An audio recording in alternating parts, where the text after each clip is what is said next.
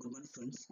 In last class, we discussed about the operation of NPN and PNP transistors.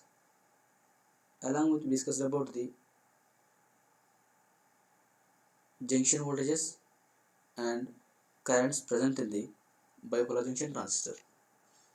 Today, we'll discuss about the different types of current components present in the BJT. Here, we consider the PNP transistor. In this, emitter is P-type semiconductor material and base is N-type semiconductor. Collector is P-type semiconductor.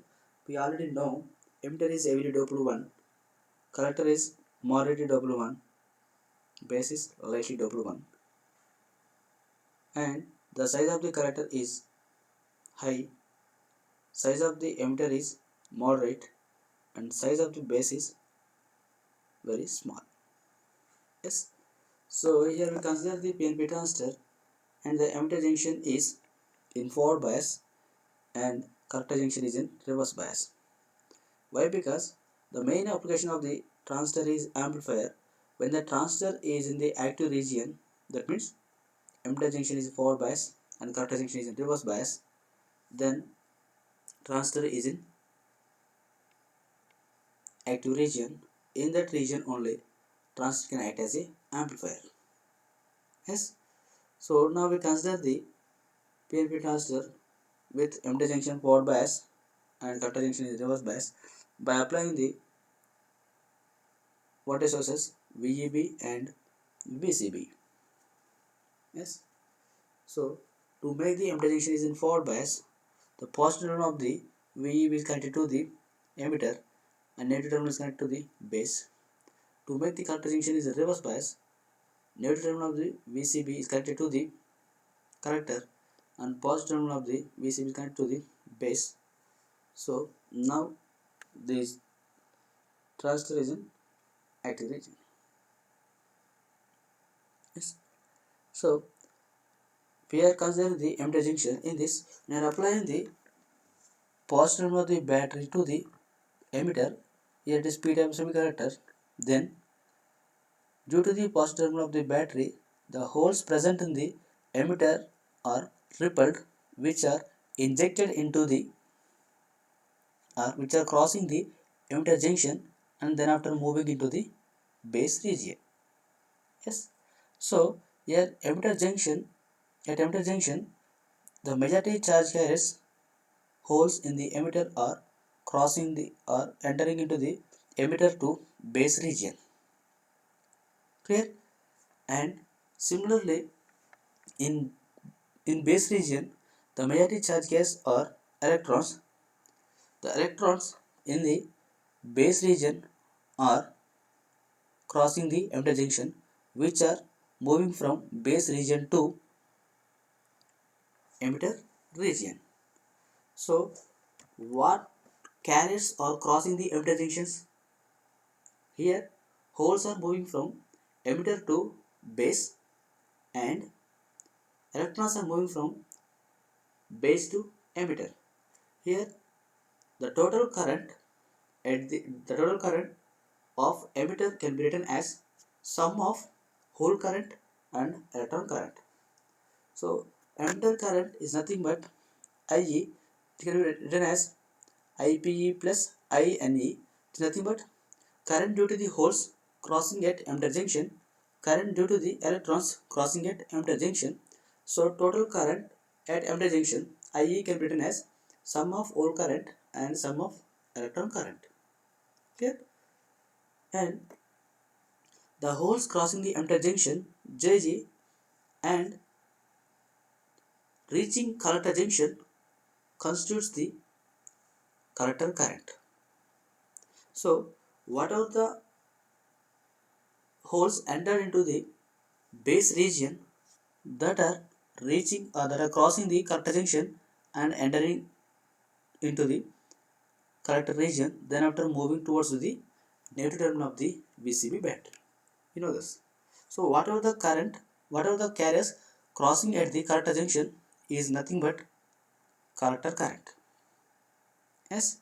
So whatever the enter the holes into the base region some of the holes are recombined with the electrons present in the base region. Here, the width of the base region is very small compared to the diffusion length of holes, because if diffusion length is very small, then what happens? Then more number of holes will recombine in the base only. So whatever the holes entered into the base region from emitter, in that holes a small amount of holes will recombine with the electrons in the base region. The remaining are crossing the collector junction. Clear? So the charge carriers moving in the base region constitutes a current. That current is called base current IB. Yes. So here the entered hole current is IP we are considering. Yes. And crossing the holes after recombination at the collector junction is we are considering it is IPC. Yes. So the base current can be written as IPE minus IPC. Yes. Holes entering into the base region, that current is IPE. The holes crossing at the collector junction, that is IPC. That current is IPC. So what are the current in the base can be written as IPE minus IPC. Yes. So here we can write the base current is very small. It is IPE minus IPC. Yes. Now we'll discuss about the collector junction. So after recombination of the holes in the base region, the most of the holes will cross the collector junction. So here now holes are crossing the collector junction, are entering into the collector region, and which are moving towards to the negative terminal of the battery. But our collector junction is in reverse bias. So when the junction is in reverse bias, means we can expect only reverse saturation current or magnetic charge carriers current. Yes. So in this case, what happens? So the majority charge carriers in the collector are holes that are attached towards the negative terminal of the battery, but minority carriers in the collector are electrons which are repelled from the negative terminal of the battery VCB, so that electrons are moving from the collector to base region. So here the minority carriers of collector are crossing the collector junction. So at collector junction, so two types of carriers crossing. One is the carriers coming from the emitter, that are IPE. After recombining, so we'll get IPC of current that are crossing at the collector junction, and whatever the minority charge gas in the collector region, that are electrons, will crossing and entering into the base region. So we can write the current at the collector junction, it is represented as IC. So IC can be written as sum of this IPC plus IC naught. Yes. So total net current to the collector junction can be written as IPC plus IC naught. What is IC naught? Here the current due to the magnetic charge carriers. Otherwise you can say when collector junction is in reverse bias, so in this collector junction magnetic charge carriers of collector are crossing the junction, which are entering into the base region. So due to that current, due to the magnetic charge current, so we are calling that one as a reverse saturation current. Yes. So when it is reverse saturation current? When there is no charge carriers from the emitter. That means when emitter is open circuited, that means IE equals to 0. When emitter is open circuited, then what happens? So there is no current coming from the emitter junction, so IE equals to 0. Yes. So when IE equals to 0, so no magnetic carriers or no holes crossing at the collector junction. In this case, what happens? Only minority charge carriers in the collector are moving into the base region. As that current is called reverse saturation current. It is similar to our diode in reverse bias condition. Yes, so this current is called reverse saturation current. Yes, so it is also called as ICBO because when emitter is open circuited, that means IA is 0, the reverse saturation current between the collector to base region. ICBO, that O indicates the open circuited emitter region. ICB indicates the current, reverse saturation current at the collector to base junction. Clear? So here we are having the reverse saturation current because of collector junction is in reverse bias. So it is due to the minority carriers of collector. Now we will discuss about the current parameters of BJT. In this we will discuss about the first one, emitter efficiency. It is represented with the gamma. It is nothing but it's the ratio of current of injected carriers at emitter junction to the total current. So whatever the carriers emitted by the emitter by total current at the emitter junction. So we know total current emitter junction is represented with the IPE plus INE. It is nothing but IE. Yes. So what about injected carriers? If we assume the PNP transistor, the holes are injected by the emitter. So current of injected carrier is represented as IPE by IE for PNP. If it is NPN transistor, then we can write emitter efficiency equals to INE by IE. Yes. So emitter carriers by total current at emitter junction. So here IPE value is very high compared to the INE because emitter is every doped one, so holes are more compared to the electrons in the base region. So IPE is greater than INE, then the emitter efficiency is always nearly equal to the 1 value. Clear? So next we'll discuss about the transport factor. It is represented as beta. Yes.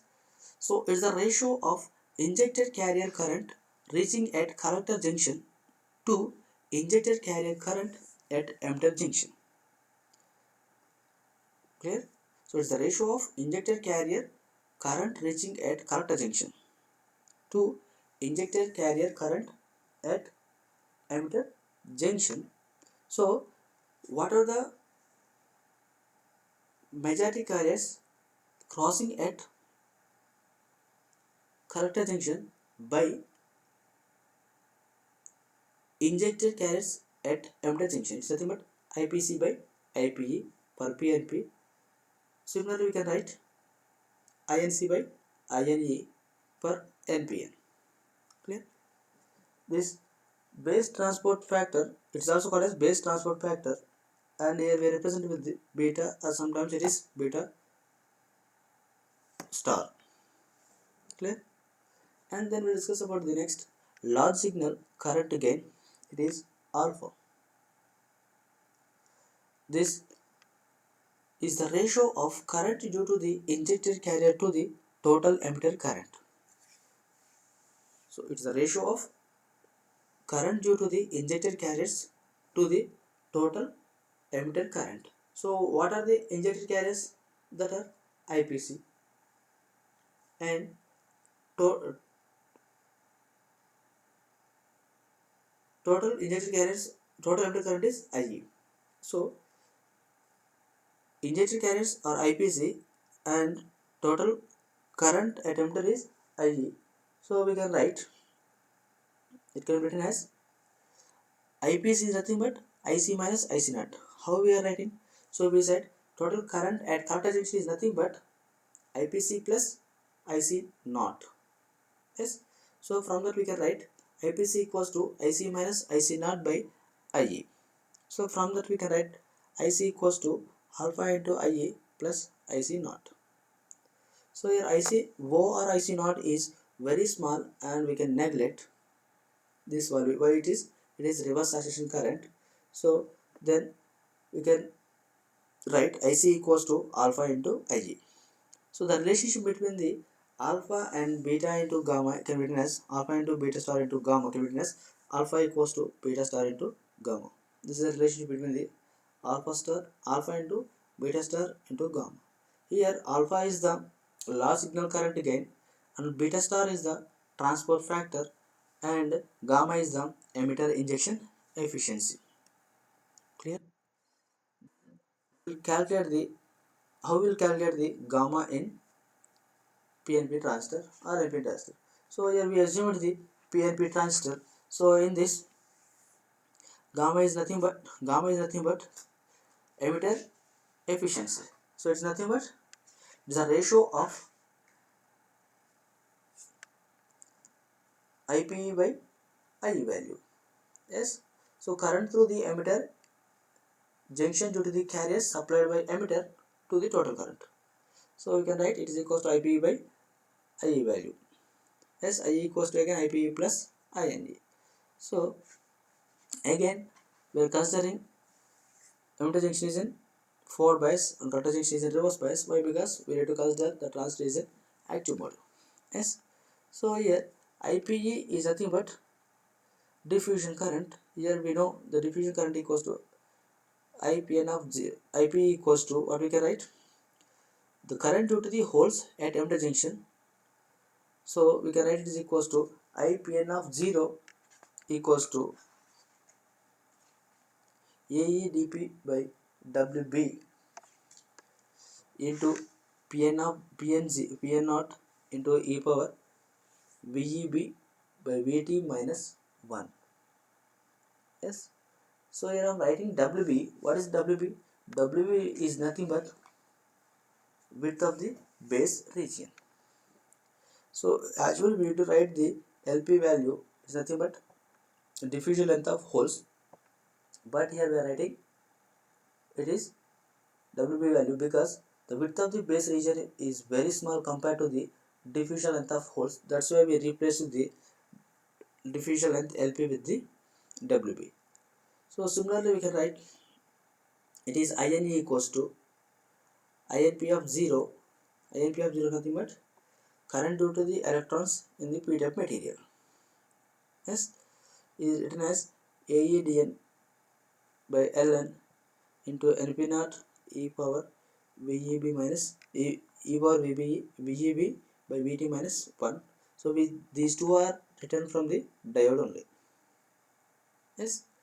So from that we can write gamma equals to IP by IE. So we know IE equals to IP plus INE. By substituting these values, we'll get gamma equals to 1 plus dN into NP naught into WB by dP Pn naught Ln. Here, and dN is nothing but diffusion length of electrons. dP is nothing but diffusion constant of electrons, diffusion constant of holes. WB is nothing but width of the base region. Ln is nothing but diffusion length of electrons. Yes. So here I am not replaced with the Ln with We because the width of the emitter is large compared to the diffusion length of electrons. That's why I am not replaced. Yes. So but we know NP naught equals to electrons in the p type material can be written as Na square by Na, and P naught equals to holes in the n region can be written as Na square by Nd from the law of mass action.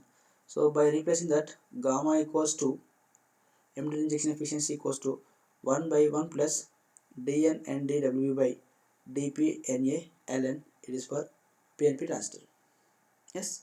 So dN is nothing but diffusion constant of electrons.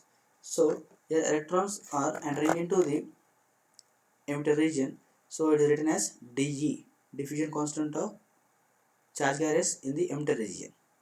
Yes. And dP is nothing but diffusion constant of holes. so that are entering into the base region. So now it is represented with the diffusion constant of base region, and Nd is nothing but donor charge carriers. So it is represented with the positive charge that are represented with the Nb base region, charge carriers in the base region, and Na is represented with the Ne. It's nothing but charge carriers in the emitter region. Wb is the width of the base region, and La is the diffusion length of electrons, diffusion length of charge carriers in the emitter. So you can apply this formula for both NPN and PNP. So it depends on the charge carriers. Clear? Here gamma is the emitter injection efficiency. It depends upon base doping. Yes. So NB indicates the doping concentration of base, and base width and emitter doping. Clear? So base doping increases, emitter efficiency decreases. Base width increases, again emitter efficiency decreases. When emitter doping increases, what happens? Then efficiency of emitter is also increases. Okay. So here we calculated the emitter efficiency in this. Transistor as an amplifier. It is one of the most popular application of transistor. So how the transistor will act as an amplifier? So just I am taking one example. So which is in forward bias. Here I am taking the NPN transistor. So emitter is N type, base is P type, and collector is N type. So to make the emitter junction in forward bias, we are applying the negative terminal of the battery to the emitter, and positive terminal of the battery V is connected to the base. And to make the collector junction is in reverse bias, positive terminal of the battery is connected to the collector, and negative terminal of the battery connected to the base. Now the transistor is in forward for the active region, because emitter junction is in forward bias, collector junction is in reverse bias. So here we consider the transistor circuit. In this, RL is in series with the collector supply voltage VCC. For the circuit, a small voltage change in the delta VI. So amplifier is nothing but it increases the strength of the signal. So when we apply the small strength signal, the output we need to get the high strength signal. Strength means it is current or voltage. So now small voltage change between the emitter and base. Here emitter and base is the input junction that causes the relatively large emitter current change, which is collected and passes through the RL. So small input voltage changes between the input terminals, that means an emitter, that the large or the change in the current is also more. What are the change in the emitter current, that will be collected at the collector junction. It is almost equals to the collector junction. Yes, we said IC equals to almost equals to alpha into IE. Yes, so that current is passing through the load resistor. So the current is passing through the load resistor. So we can say the output across the load resistor RL equals to IC into RL. Yes. So we are changing the output voltage. It is represented as delta V naught. So we can write RL into IC. So IC is nothing but alpha into IE when you are neglecting the reverse saturation current. So now output V naught equals to RL into alpha into IE. So the change in the input voltage can be represented in terms of dynamic resistance. So when you are applying the AC signal, so the resistance offered by the emitter junction is dynamic resistance. We already know dynamic resistance and static resistance in the diodes. So when you are applying the AC signals, then the resistance offered by the diode is dynamic resistance. So now the dynamic resistance offered by the emitter junction is we are naming as RE or RE dash. So it is represented as, it is at input junction, so we can write delta VI equals to RA into delta IA. Yes, so voltage, input voltage equals to input resistance into input current IA. So what we can write, voltage amplification gain, it's nothing but output voltage by input voltage. So changing the output voltage to the change in the input voltage. So it is represented with the delta V naught equals to, we know it is RL into alpha into IE. Yes, it is nothing but delta IE. Yes, and delta VI equals to RA into delta IE. By cancelling the delta E, we can write alpha into RL by RE. Yes, here alpha is the gain. So it's nothing but how can we define? So it's a ratio of change in the collector current to the change in the emitter current at constant collector to base voltage. So we can say it is alpha is the current gain. Clear? So this is the operation of amplifier, general operation of transistor. Yes.